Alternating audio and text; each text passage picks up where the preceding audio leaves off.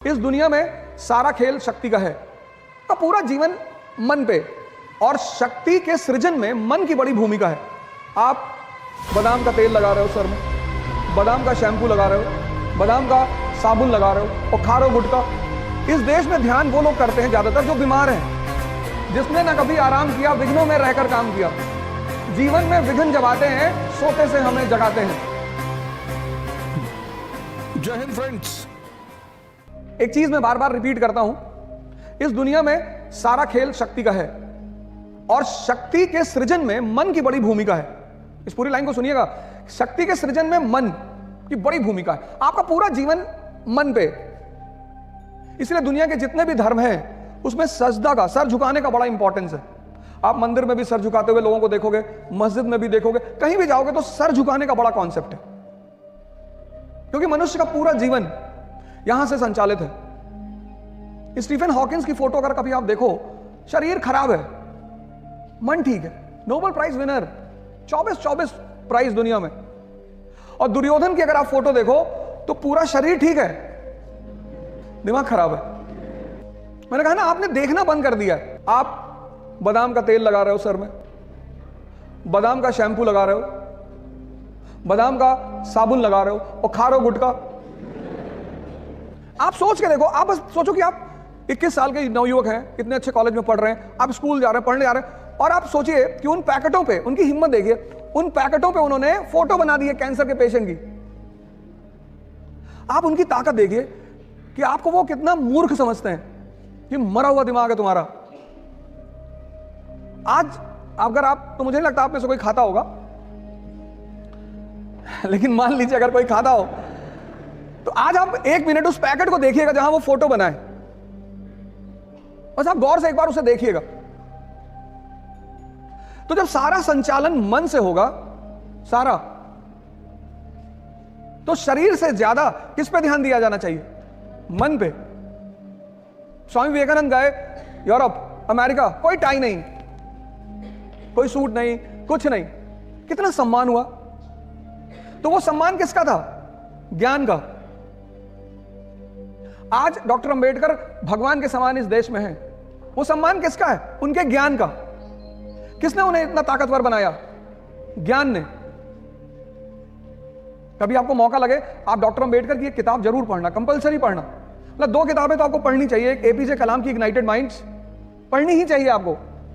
आपको पता चलेगा कि यूथ को क्या क्या, उसमें 13 चैप्टर हैं, और वो 13 चैप्टर नहीं है, वो 13 नियम है। जैसे पहला चैप्टर में उन्होंने ड्रीम पे चर्चा की है, सपने पे, कि हर व्यक्ति को सपना देखना चाहिए। तो अंबेडकर की किताब है, डॉक्टर अंबेडकर की, Buddha and his gospel, Buddha और उनके उपदेश। प्लीज आप कम से कम जीवन में ये 2 किताब जरूर पढ़ी, एक इग्नाइटेड माइंड्स और एक बुद्धा एंड हिज गॉस्पेल। और इन दोनों किताबों का जो एसेंस है, सार, वो यही है कि व्यक्ति को सबसे ज्यादा काम अपने मन पे करना चाहिए। 5 साल से 15 साल तक आपके सामने कोई चुनौती नहीं थी। आप देखो, घर में कभी कभी डेथ हो जाती है और सारे रिश्तेदार आ जाते हैं और उनके बच्चे आ जाते हैं, तो वो बच्चे खेलते हैं वहां आपस में, उन्हें नहीं पता होता कि क्या हो गया। मतलब किसी की डेड बॉडी घर में पड़ी और बच्चे खेल रहे हैं। 15 साल के बाद आपके जीवन में, हमारे जीवन में एक चीज शुरू होती है, उस चीज का नाम है चुनौती, चैलेंज। तभी तो रश्मि रथ में एक स्टैंजा है पूरा, आप सबको वो पढ़नी चाहिए। आप राजा बनना चाहते हैं, आप कुछ बड़ा करना चाहते हैं दुनिया में, तो रश्मि रथ की वो लाइनें इतनी कीमती हैं। वसुधा का नेता कौन हुआ? वसुधा मतलब धरती, इसका नेता कौन हुआ? भूखंड विजेता कौन हुआ? सिकंदर की बात हो रही है। अतुलित यश क्रेता कौन हुआ? भगवान श्री कृष्ण। नवधर्म प्रणेता कौन हुआ? भगवान बुद्ध। अब सोचिए, कवि खुद सवाल कर रहा है, वसुधा का नेता कौन हुआ? Question mark. भूखंड विजेता कौन हुआ? Question mark. अतुलित यश क्रेता कौन हुआ? Question mark. नवधर्म प्रणेता? Question mark. कवि क्वेश्चन कर रहा है, जो आपका क्वेश्चन है उसको वो कर रहा है। जिसने ना कभी आराम किया, विघ्नों में रहकर काम किया। विघ्न मतलब चैलेंज, जिससे आप भाग रहे हो। और आप भाग क्यों रहे हो? क्योंकि आपने मन को अपने जीवन से बाहर, आप उसको साइडलाइन करते हो इस देश में ध्यान वो लोग करते हैं ज्यादातर जो बीमार हैं। मैं बाबा रामदेव के यहाँ गया था, तो वहां ज्यादातर वो लोग हैं जिनको डायबिटीज है, शुगर है, बीपी है। ये रोगियों के लिए नहीं है, ये युवाओं के लिए है, जिसने ना कभी आराम किया, विघ्नों में रहकर काम किया। अब आपके जीवन में चुनौतियां आ रही हैं, आप गौर से देखो। 50% लोग जो यहां खड़े हैं मिडिल क्लास के होंगे। अगर बहनें हैं घर में तो उनका विवाह करना है, आपको नौकरी लेनी है। अब आप गौर करो, एक बहुत भयंकर चीज आपके जीवन में आनी शुरू हो चुकी है, चुनौती। जिसने ना कभी आराम किया, विघ्नों में रहकर काम किया। जीवन में विघ्न जब आते हैं, सोते से हमें जगाते हैं। कैसे? मन को मरोड़ते हैं पल पल। आप देखो कितने परेशान रहते होंगे, अनरेस्ट में रहते होंगे, मन नहीं लगता होगा, गुस्सा आता होगा, चिड़चिड़ापन पैदा हो रहा होगा। ये सब चीजें शुरू हो चुकी होंगी।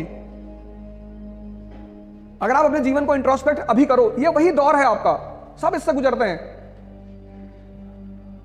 मन को मरोड़ते हैं पल पल। आप सोचो, जब आप 4-5 लोग रहते हो तो आप रिलैक्स रहते हो। जैसे आप अकेले होते होगे, आपको बेचैनी शुरू हो जाती होगी।